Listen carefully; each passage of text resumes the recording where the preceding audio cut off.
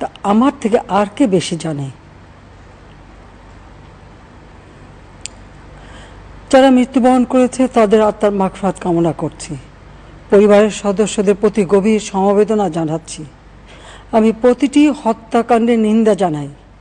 যে সকল ঘটনা ঘটেছে তা কখনোই কাম্য ছিল না। চট্টগ্রামে সন্ত্রাসীরা বহুতল ভবনের ছাদ থেকে ছাত্রদের হত্যার উদ্দেশ্যে নির্মমভাবে নিচে ছুঁড়ে ফেলে দিয়েছে। অনেক ছাত্রের হাত পায়ের রগ কেটে দেয়, তাদের উপর লাঠি পেটা ও ধারালো অস্ত্র দ্বারা আঘাত করে। একজন মৃত্যুবরণ করেছে, অনেকে মৃত্যুর সাথে পাঞ্জা লড়ছে। ঢাকা, রংপুর এবং রাজশাহী বিশ্ববিদ্যালয় উপাচার্যের বাসভবন ও ছাত্রছাত্রীদের আবাসিক হলে অগ্নিসংযোগ ও ভাঙচুর করা হয়।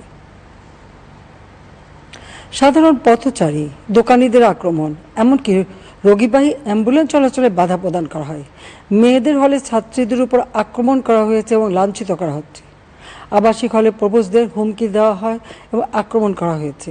শিক্ষকদের উপর চড়াও হয়ে তাদের গায়ে হাত তোলা হয়েছে। আমি বিশ্বাস করি যারা কোটা সংস্কার আন্দোলনে জড়িত তাদের সাথে এই সকল সন্ত্রাসীদের কোনো সম্পর্ক নেই, বরং সন্ত্রাসীরা এদের মধ্যে ঢুকে সংঘাত ও নৈরাজ্যকর পরিস্থিতির সৃষ্টি করছে। এই ধরনের ঘটনার সঙ্গে যারা জড়িত তাদের চিহ্নিত করে উপযুক্ত শাস্তির ব্যবস্থা করা হবে।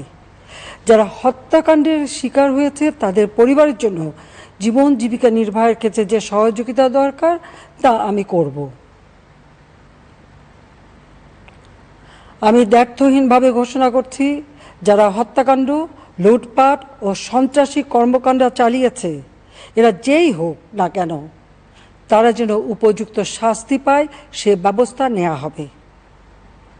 আমি আরও ঘোষণা করছি, হত্যাকাণ্ড সহ যে সকল অনভিপ্রেত ঘটনা ঘটেছে সুষ্ঠু ও ন্যায় বিচারের স্বার্থে সে সকল বিষয়ে বিচার বিভাগীয় তদন্ত করা হবে। কাদের উস্কানিতে সংঘর্ষের সূত্রপাত হলো, কারা কোন উদ্দেশ্যে দেশকে একটি অরাজক পরিস্থিতির দিকে ঠেলে দিল তা তদন্ত করে বের করা হবে।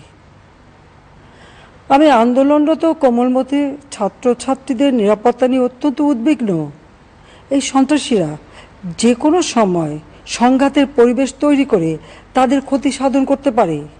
তাই শিক্ষার্থীদের পিতা মাতা, অভিভাবক এবং শিক্ষকদের প্রতি আমার আবেদন, তারা যেন তাদের সন্তানদের নিরাপত্তার বিষয়ে সজাগ থাকেন। একই সাথে সকল শিক্ষা প্রতিষ্ঠানের ছাত্রছাত্রীদের নিরাপত্তার বিষয়টি বিশেষভাবে নজর রাখেন। সরকার হাইকোর্টের রায়ের বিরুদ্ধে সর্বোচ্চ আদালতে আপিল করেছে। আপিল আদালতে শুনানির দিন ধার্য করা হয়েছে। আদালত শিক্ষার্থীদের কোনো বক্তব্য থাকলে তা শোনার সুযোগ সৃষ্টি করে দিয়েছে। এই আইনি প্রক্রিয়ার মাধ্যমে সমস্যা সমাধানের সুযোগ রয়েছে। এই আইন প্রক্রিয়া সমাধানের সুযোগ থাকা সত্ত্বেও রাস্তায় আন্দোলনে নেমে দুষ্কৃতিকারীদের সংঘাতের সুযোগ করে দেবেন না। সর্বোচ্চ আদালতের রায় আসা পর্যন্ত ধৈর্য ধরে অপেক্ষা করার জন্য আমি সকলকে বিশেষভাবে অনুরোধ জানাচ্ছি।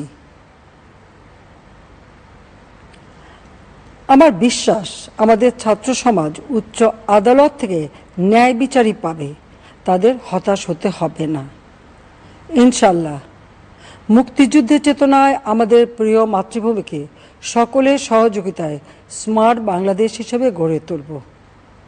আমি আবারও এই অনাকাঙ্ক্ষিত ঘটনায় যারা নিহত হয়েছেন তাদের জন্য গভীর দুঃখ প্রকাশ করছি এবং পরিবারের সদস্যদের প্রতি আমার সমবেদনা জানাচ্ছি। খোদা হাফেজ। জয় বাংলা, জয় বঙ্গবন্ধু। বাংলাদেশ চিরজীবী হোক।